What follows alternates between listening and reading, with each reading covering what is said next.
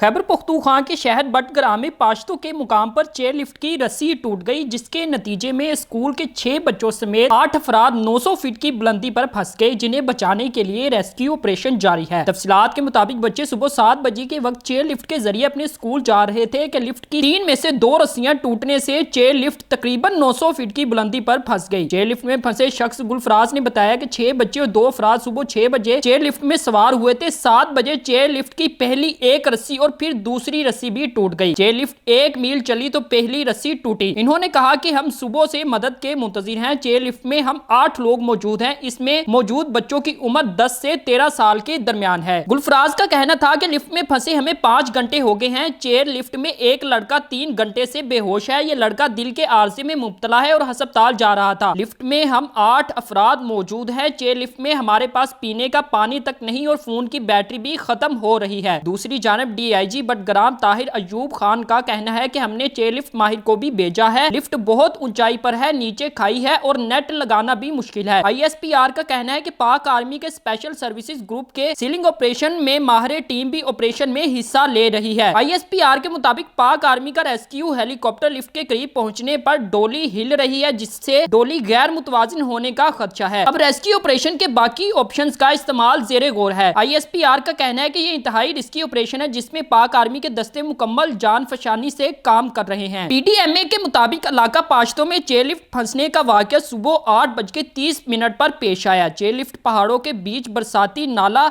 जहांगीरी खोड़ पर नस्ब है, जबकि इस वक्त इस लिफ्ट में 8 अफराद फंसे हुए हैं। PDMA के तफसीलात के मुताबिक फंसे अफराद में अबरार, इरफान, गुलफराज और उसामा शामिल है। इसके अलावा रिजवानुल्लाह, अताउल्लाह, नियाज मोहम्मद और शेर नवाज भी चेयर लिफ्ट में फंसे हैं। चेयर लिफ्ट तकरीबन 2000 मीटर की बुलंदी पर लगी है।